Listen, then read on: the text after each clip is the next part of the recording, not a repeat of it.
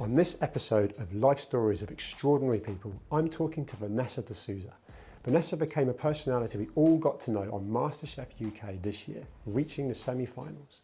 On the back of how much she enjoyed Masterchef, cooking foods she loves that cater for neurodiverse individuals with sensory sensitivities in mind, and having relatively recently been diagnosed with autism, Vanessa has branded herself the Autistic Chef.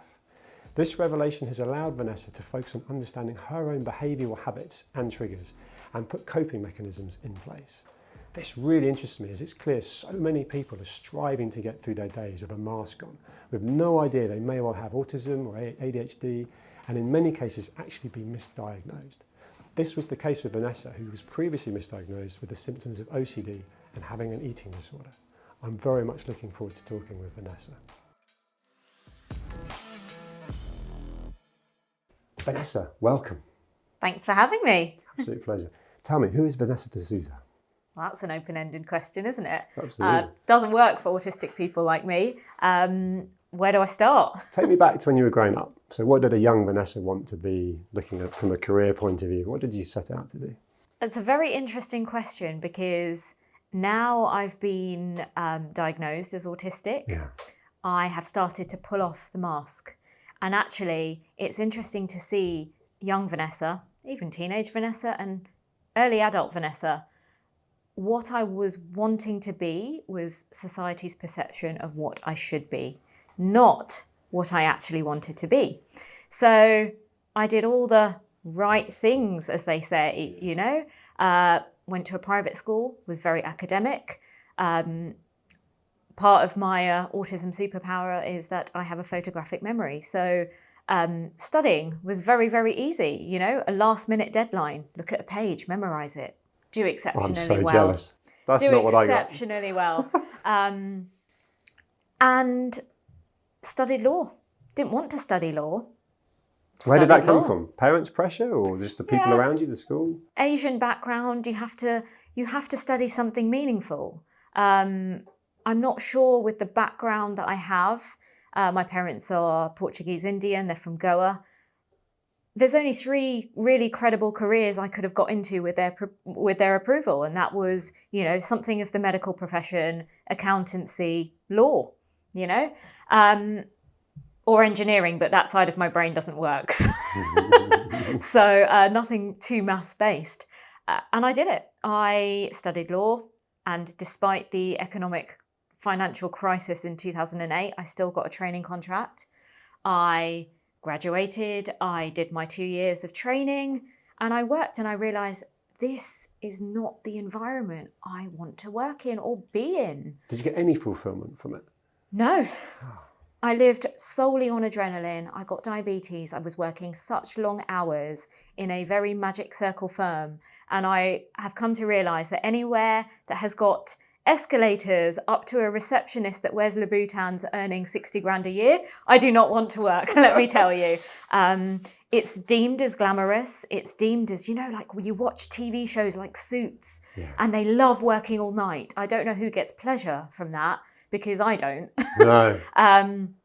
But you're on this like hedonistic treadmill, this corporate treadmill where success is deemed in how much you earn, your title, not how happy you are.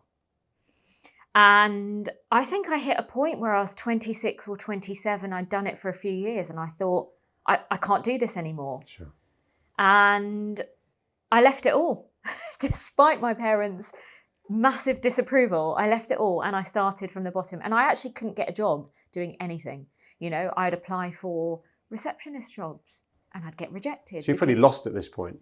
Extremely. Sure. You know, I couldn't get a job even doing admin because I have no experience doing admin despite such qualifications. Being massively overqualified, yeah. And I remember I applied for a role and they basically asked me, have you had any experience picking up telephones?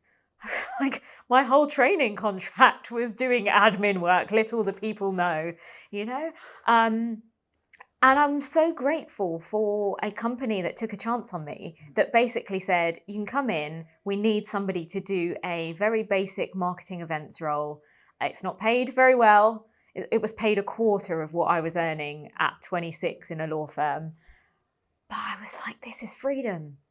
And little did I know that that job gave me just the skills that I needed to just thrive in life and realize, actually, this is the environment I need to thrive in. And that just served me very well moving forward. And where did you go from there? Because, of course, we all know you now from a household name point of view of Masterchef. Yeah. Join the dots to how that happened. So that marketing job ended up with me finding a lovely niche in compliance, which with a legal background really served me very well and was actually a very, very happy medium for me working in a casual environment, but still using the skills that I've acquired and studied for. So I was in compliance for a very long time, and that was sort of in mobile advertising. What's legal, what's not in different countries, and what's compliant and what's not. And that then led me to the career I'm in now, which is working in sport compliance. So I deal with intellectual property for all Premier League and UEFA football. So all these naughty people that are streaming illegally, I deal with. Okay. But my autism diagnosis literally made me think, what do I want to do for the rest of my life? And you can be happy doing the job that you do. And part of my happiness in my role is down to routine and structure. But if I'm truly to think about what makes me happy and what is my happy place, that's the kitchen. You know, it's my safe zone. It's where I feel I'm in control. And it allows me to express myself in a creative way, which I've actually found no job has allowed me to do. So that led me to applying to Masterchef, and love it. God forbid I actually got on the show. Yeah, and you did really well out of it. And actually, you've married the love of the kitchen and food with the fact that you're embracing autism because you're the autistic chef. Correct, So yeah. tell me about the inspiration behind that. So I entered Masterchef, obviously started filming, and actually I think the competition for some people is just, what am I going to cook? What do I like cooking? But for me, I used it as an opportunity to really showcase what I stand for.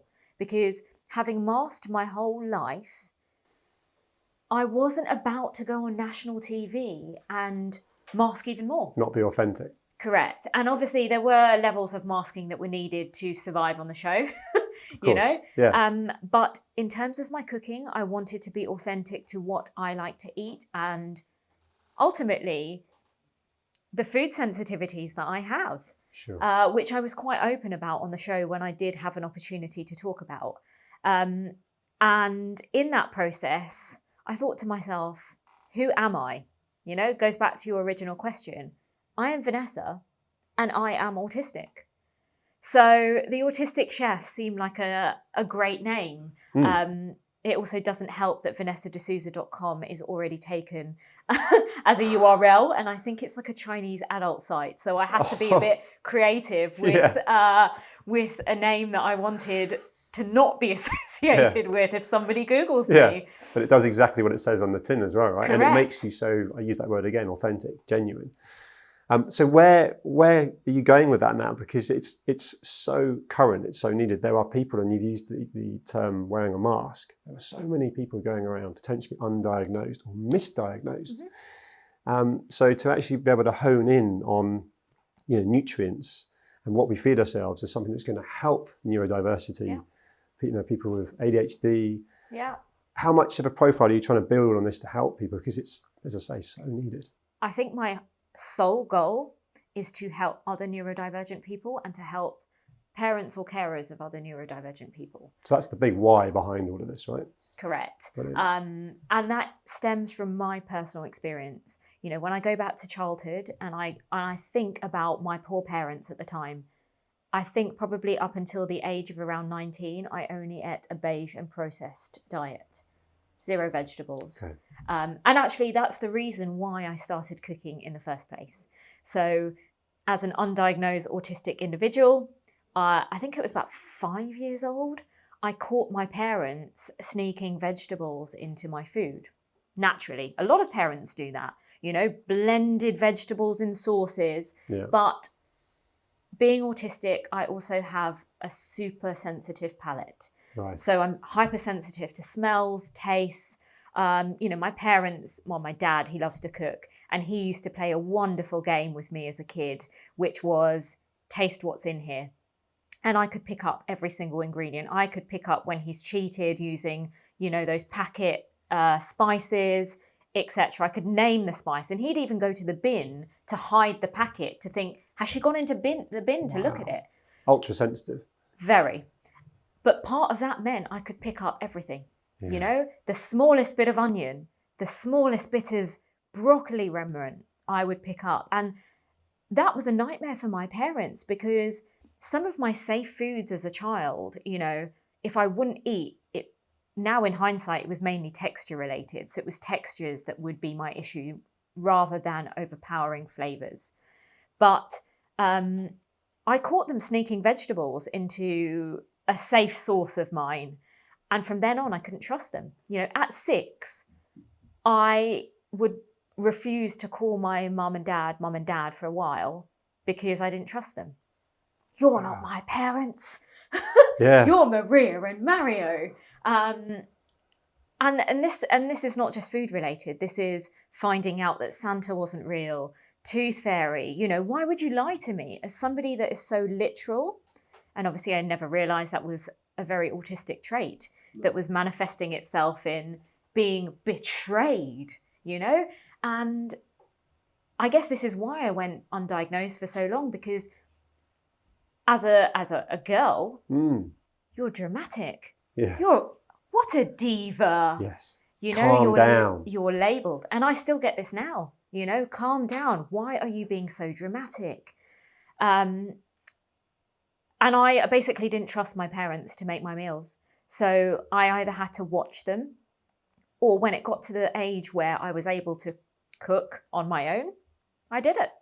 And it's been a blessing in disguise, because I probably wouldn't have the relationship with cooking that I do now had it not been for that journey. Yeah.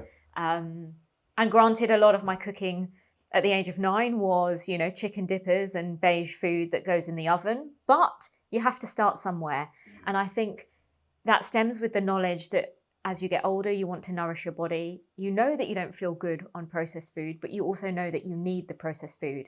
And that lived experience means that I understand in how to help advise other parents, other neurodivergent people that are sensory sensitive as to how best to incorporate other things into your diet. Yes. If you have a problem with banana being a texture, try dried banana. It's simple things like that. How can you mash this up? How can you add fruits, vegetables in a way that is non-offensive? That works for you. This is so relatable. And particularly for me, actually, you brought back memories of when my parents tried to hide like a kidney bean in a burger, and from my sister, because I ate everything. So I was easy. My sister was a challenge as far as my parents were concerned. And she'd sort of eat everything and had found it and just left it perfectly in the middle of the plate. It might be a carrot.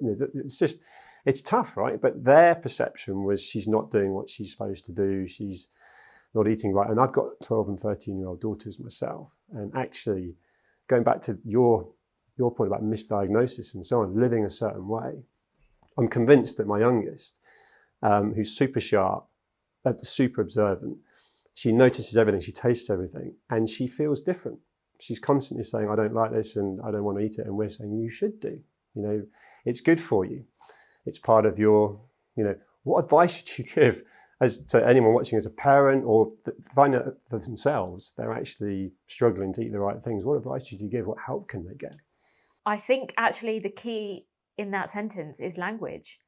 Who can determine what's the right things and what's the wrong things? And the right thing that makes sense for one person might be completely different to someone else, Yes. And I think it's about honouring, in this case, your daughter's needs and wants, and being supportive of that, and exploring other ways. It's not a one size fits all. And just because that meal works for 3 of you in the family, it might not work for your daughter, or it may mean that, in my case, it needs deconstruction. There's a lot of things that I can eat, but in separate forms, not together. Yeah, that is good advice. And it's, for me, I think it's about finding a coping mechanism in order to thrive, not just survive. Yes. And And that applies to everything in life, whether it's food or life or work or activities or socializing.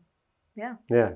We're actually filming in the JAAQ, Just Ask a Question, the social media mental health platform, where people can actually ask people questions, top doctors, specialists, and people with lived experiences about whether they're suffering from something or people around them. I'm just thinking how, parents misunderstanding your behaviour as a youngster. Your parents were desperately trying to get things into you, and you were rebelling and sort of going around the corners and then calling them out. What do you think of Jack and where it sits in people being able to ask questions in private, no judgment, no likes? Because I think some people are not brave enough or don't have the language and the communication to get the answers. But if you can do it in a cool way, tech-focused, almost like what the kids and we're all used to now on streaming, what do you think of that? I think it's genius. Any barriers that are removed that would cause friction between maybe going to a surgery to ask a stranger, I think it's incredible. Lived experiences as well are so important. Professionals serve a purpose, but lived experiences of people that would be able to answer your question with their lived experience is priceless, in my opinion. I have had so many doctors, this is just my personal experience, especially with my autism diagnosis, where it's very much, this is a list of what they think autism is and how somebody could thrive in that situation, and it's not applicable to me at all. And if there was somebody I could ask with lived experiences to say, how did this work for you, or how does this present for you, it would be a game changer. Yeah, that's awesome. You articulated that really well. And I think actually you mentioned talking to a doctor or someone you don't know, but some people struggle to talk to their family, friends, colleagues, whether that's a fear of being judged or and you obviously sought help because you were ultimately misdiagnosed with OCD and eating disorders before you were correctly diagnosed with autism, and since ADHD, I believe, as well. I'm awaiting an ADHD diagnosis. It's an extremely long and frustrating process. So even with my autism diagnosis, I just faced barrier after barrier after barrier. What, waiting lists and I wasn't taken seriously at first. Going into my doctor's surgery, and there are thousands of people especially women, in the same situation that have spent their whole life masking in order to survive and fit in. That it's almost like you have to be at the point of breaking point, non-verbal, and not employed, because the first reaction I got from the doctor that I saw, the GP that I saw, was, you're 35, you have a job, you're in a relationship. I mean, how much support do you actually need? Why do you want this diagnosis? That's very dismissive. It is. And it took 3 GP visits to even be heard. At that point, it was made very clear to me that they prioritise younger kids that would need more help and more support. So at that point, when you realise the waiting list is 3 years and you might not be seen, I was very, very fortunate enough to be able to have the funds to go private. But it was not a cheap diagnosis, and it was not instant either. I still had to wait, I think, 12 months, so a year. Even going private. And I'll be honest, it was, you have to really want the diagnosis to put yourself through that, because as somebody that is neurodivergent, that struggles with a lot of things that are admin related, that are not of interest, the process is tough. The forms, the paperwork, and then the diagnosis itself. It's 3 hours. It is tough. I didn't realise I would cry that much in a session, And then you wait for your results. You get given this diagnosis, which I was autistic, quite firmly on the spectrum, actually, not a little bit autistic as some people might think.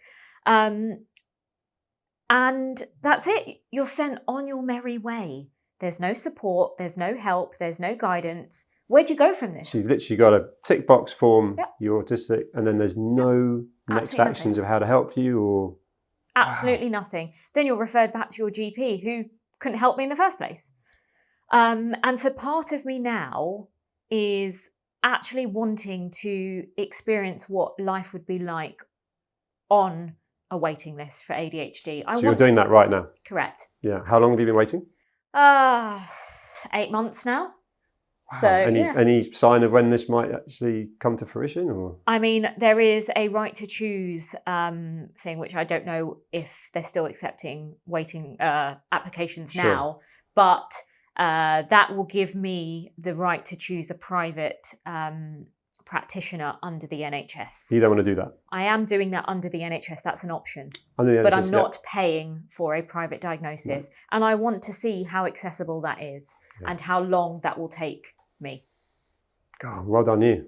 Hopefully sooner rather than later. Yeah. So if someone's watching this and they are obviously learning so much from what you've said, what is like the kind of ultimate nutrition meal that is, you know, right for the neurodiverse condition of autism? You know, what is the perfect kind of diet? What are the main ingredients? Sure. I mean, that's key in itself. There is no right and wrong. I think it's about what the individual needs and wants. So it needs to be tailored to the individual. Yes. Because that's how people get misdiagnosed with eating disorders. You know, Sure.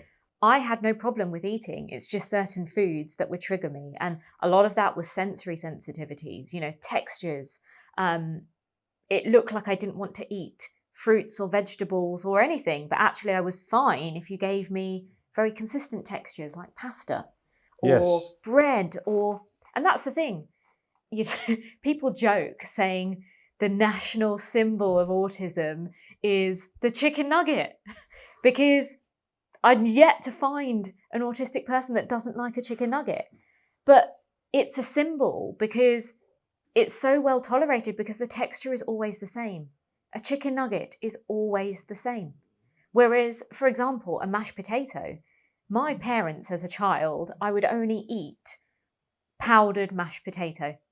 And obviously my parents, my dad in particular, would try and give me real potato. Obviously, that's the best thing. If your child is struggling to eat food, we could at least give her real mashed potato with butter, with cream.